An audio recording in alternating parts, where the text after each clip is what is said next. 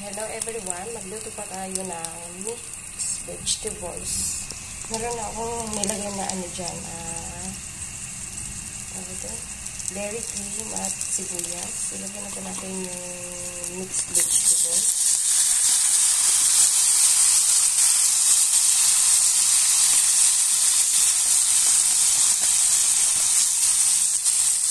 Ilagyan lang po natin siya. Ilagyan ko na siguro para naman mabangot siya. Ilagyan natin siya. Nakuha ng kaunti. Para meron tayong gulay.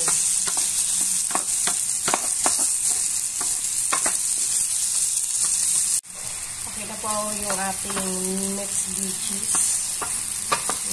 Bilis lang lutuin.